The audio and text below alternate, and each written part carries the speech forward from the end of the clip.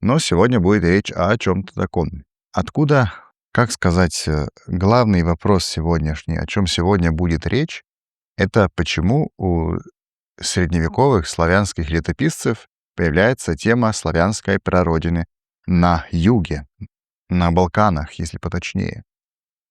Еще одна очень популярная тема, которая встречается в славянских хрониках Средневековья. Это тема о том, что славяне давным-давно жили где-то на юге, возле Дуная или даже за Дунаем, далеко на юге, на Балканах, там, где сейчас Болгария, Сербия, Хорватия, Босния, Словения. Это мнение встречается впервые уже в повести временных лет. Это 11-12 век, которая говорит о том, что славяне раньше жили там, где река Дунай, где ныне, то есть во время жизни писателя, автора, находится земля болгарская и угорская, то есть венгерская. Но тут говорим о родине на Дунае, да? Но потом дальше этот тезис развивается. Козма Пражский, который существовал, который писал в XI веке свою чешскую хронику, он еще ничего не пишет о том, откуда пришли эти славяне и как они заселили свои просторы.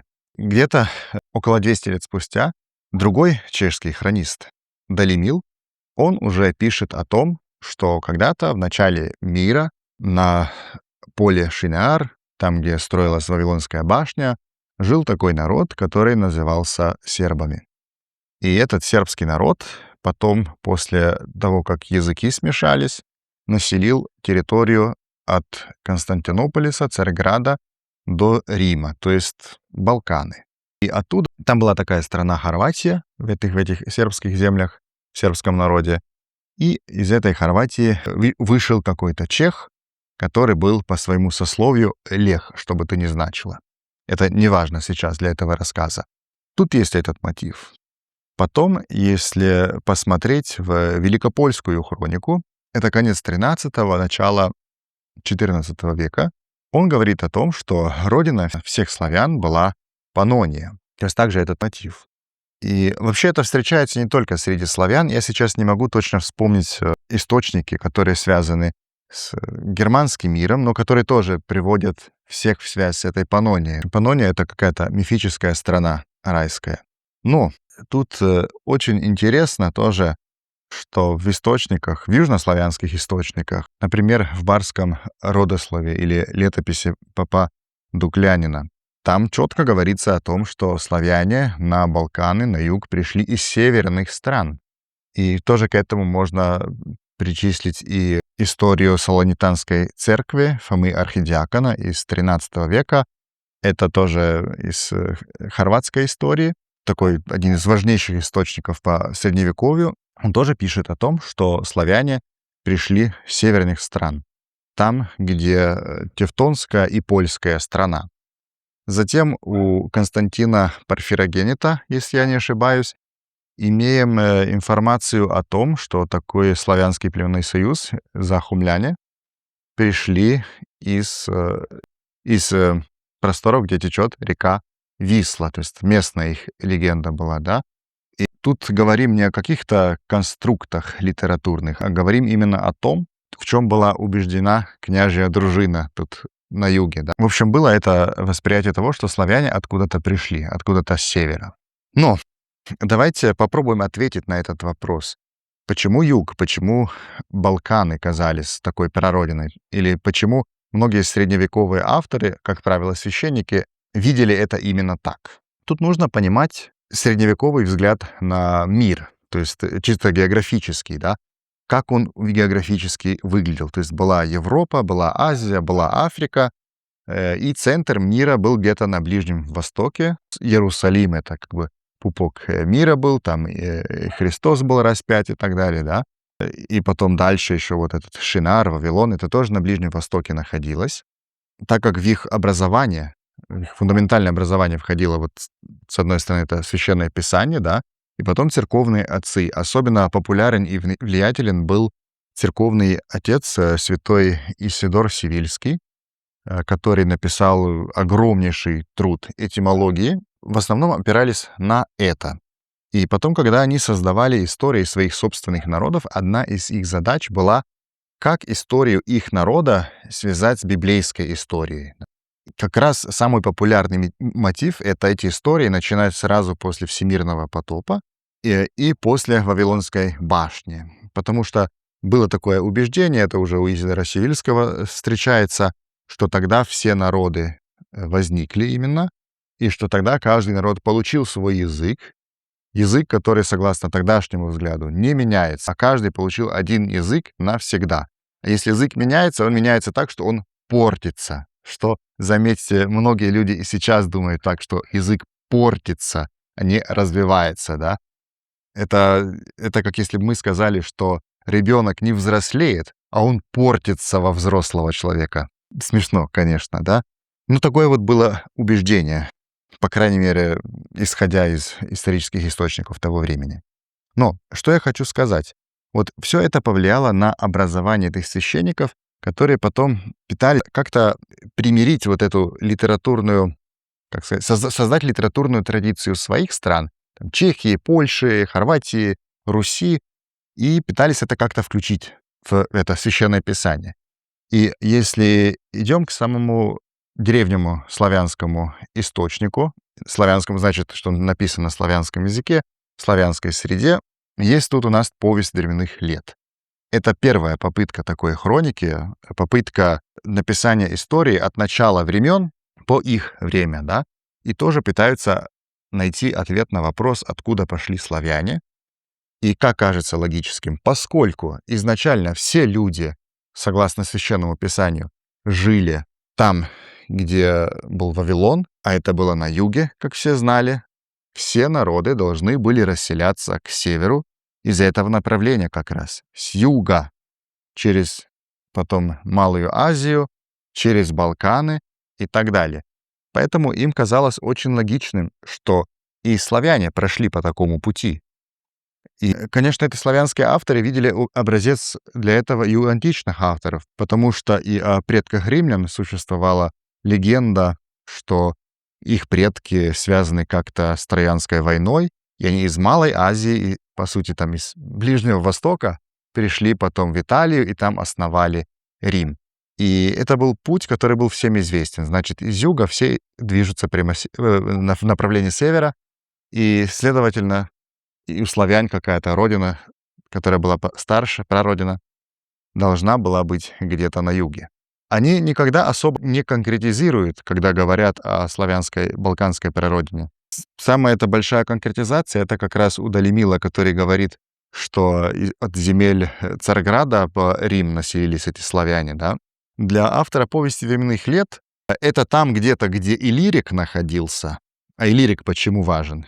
Потому что в деяниях апостолов, в апостольских письмах потом дальше, да, там Павла, Петра, Юды и так далее, содержится и информация о том, что апостол Павел проповедовал в Иллирике тоже. Точнее, что у него желание было такое, да. Иллирик упоминается, в общем, в Священном Писании. Исходя из их опыта, Иллирик — это единственная территория, где в их время, то есть в XII веке, живут славяне, которая упоминается в Священном Писании. То есть тут мы можем как-то это связать со славянами. И поэтому автор «Повести временных лет», он когда говорит, что был апостол Павел, потом был святой Андроник в Иллирии, да, и потом утверждает автор, что потому что Павел и Андроник проповедовали, поэтому и нам, славянам, проповедовал впервые апостол Павел. То есть таким образом он поднимает престиж славянского этноса в глазах всего христианского мира. То есть это то, что отражено в этой хронике, а не какая-то реальная история. Часто, когда говорим тоже... Люди, когда говорят о прародинах, обычно говорят так, это очень просто сказать. Прародина славян была на севере, прародина славян была на юге, прародина была тут, прародина была там. Но при понятии прародины нужно учитывать несколько факторов. Это демография, какая численность народа, о котором говорим. А нас, славян, очень много, да, около 300 миллионов. Да и исторически было очень много, да. Практически все греко-римские источники там, до IX века говорят о том, что множество славян приходили на юг и завоевывали или воевали против римлян, да. Это одна из более часто встречаемых характеристик славянского народа. Вот. Но и нужно учитывать, вот какие Балканы. Большие части Балкан, особенно кто из вас посещал тут Хорватию, Боснию, Герцеговину и так далее, это не такие места, где можно заниматься земледелием так по полной, прям, чтобы не знаю, какие многочисленные народы могли тут родиться. Да и даже сейчас, если посмотрите, сколько нас, славян южных. 2 миллиона словенцев, около 4 миллионов хорватов, там потом сербов около 10 миллионов, болгар тоже так примерно же, да. И сравните это с северными славянами. Сколько поляков, сколько украинцев, сколько русских. Ну, увидите, мы тут на юге как капелька. И интересно, что уже польский поэт Кохановский писал о том, что это маловероятно, чтобы от этой маленькой кучки на юге произошли все славяне везде. Обратите внимание, что я это вам говорю как южный славянин, что опровергаю этот тезис. Во-вторых, если бы славяне действительно жили на юге, еще в римские, античные времена, в греческие, тогда в нашем языке должно было быть бы куча всяких слов заимствованных, да, и многие части культурного кода римлян и греков должны были быть бы заимствованы в весь славянский этнос поровну. Но все греко-римское, что мы имеем у славян, это то, что уже можно датировать во времена Средневековья как раз. То есть все, что позже пришло. Вот. У нас нет древних греческих заимствований в славянских языках. Нет древних заимствований из латыни, например. Есть некоторые параллели, но их буквально там 2-3, да, как securitas и sekira, то есть топор. Это один пример. Но этого крайне мало. Не может быть так, что два народа, допустим, римляне и славяне, жили бы по соседству там сотнями лет, и не было бы между ними никакого вообще контакта, никакого влияния. Это невозможно. Это в комиксах каких-то или каких-то фантастиках. А даже, как кажется, и генетические исследования по популяционной генетике, они тоже указывают на территорию в основном этой западной части Украины, то есть северной, западной, там, Среднее Поднепровье, Припять, Буг, вот эти просторы где-то. Но обо всем этом поподробнее можно, конечно, в других выпусках, потому что генетика — это тоже такая вещь. То, что я замечаю на нашем вещальнике, тоже очень многие пишут о генетике, думают, что славяне — это R1A, немцы — это R1B, что, конечно, крайнее незнание темы, крайнее неуважение к науке генетики. Людям гораздо легче говорить, то есть высказать свое мнение о чем-то, чем прочитать реально эти книги по популяционной генетике, что эти результаты значат, и что они нигде, никогда никто из экспертов не сказал, что из всех славян мы протестировали такой процент, и эти наши проценты, где сколько R1A, это про весь славянский народ. Нигде.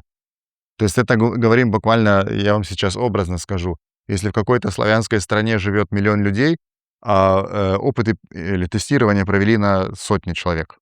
И из этой сотни потом они говорят, что вот сотня была тестированных, 45% из этих 100 было носителями такой гаплогруппы, а 55 было такой гаплогруппы, допустим, да. То есть тогда это никак нельзя отнести ко всему народу многомиллионному, а это речь идет только об этой сотне людей. Но это я уже ухожу от темы. В общем, да, хотел это представить, эту теорию о южной прародине. Есть еще один момент, почему так часто славян связывали эти хронисты, летописцы с Подунавьем именно. Дунай действительно имел какое-то значение, потому что, если посмотреть, славяне начинают переходить Дунай где-то в начале VI века. 518 год, возможно, даже в конце V века. Активные военные действия там происходят весь VI век, весь VII век, здоровенькую часть VIII века, потом даже в IX еще веке, да, когда действительно в Подунавье образуется мощное, сильное славянское государство Великая Моравия. Великая Моравия, оно названо в греческих источниках. Вообще-то оно называлось Славянским королевством. Regnum Sclavorum. Именно туда были приглашены святые Кирилл и Мефодий, именно там была создана славянская литургия, именно там начали записывать славянский язык, подняли, то есть подняли славянский язык из просто языков, которые так существуют, подняли на какой-то литературный уровень и отдали начало этому культурному прирождению славян. И поэтому личности святых Кирилла и Мефодия, Святополка Моравского, они встречаются везде, у всех славян уже в ранних источниках. Та же хроника, летопись попа Дуклянина, XII век на славянском юге, говорит о Святополке. Потом чешские вообще хроники по очереди все упоминают Святополка. Потом повесть временных лет говорит о нем. То есть эта компания Святополк, святой Мефодий, святой Кирилл, Ростислав — это, в принципе, последние общие герои всего славянского мира. То есть такие герои, о которых весь славянский мир думает, что они наши общие, так сказать. Вот. И это подняло престиж славян подунайских среди всего славянского мира. И так или иначе, многие славянские государства пытались копировать именно эту модель, именно этот образец. Допустим, польский король Болеслав Храбрый тоже называет себя королем славянским, королем славян. Что-то, что было заложено еще в Моравском этом королевстве, да. На Руси начинают появляться такие имена тоже, как Святополк тоже появляется, да. И тоже в повести временных лет значительная часть, точнее, значимая часть посвящена как раз Моравской миссии святых Кирилла и Мефодия, и Святополку, и Ростиславу, и Коцелю, князьям славян в Панонии. То есть, видимо, они для всех имели какое-то такое значение. Поэтому не стоит удивляться тому, что многие авторы славянских хроник, они писали именно о том, что Подунавье — это было такое прародина славян, так сказать, да. Но это относится лишь вот к этому уже более позднему времени. Где была настоящая прародина славян? Сейчас просто коротко скажу, потому что все аргументы, конечно, тоже интересны. Это как раз это Полесье, возле Припяти, Среднего Поднепровья, может быть, немножко там Верхнего Поднепровья тоже есть дискуссии. Вот. Но кажется, что в пользу этого говорит больше всего аргументов.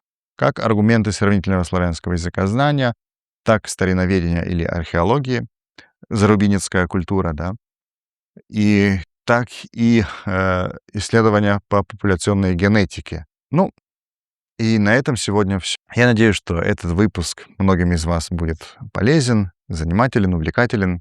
И да, если вам нравится то, что мы делаем, можете поддержать нас на Бусти, Патреоне, PayPal. И спасибо всем из вас, кто это уже делает. Увидимся в следующих выпусках в следующий раз. Пока-пока.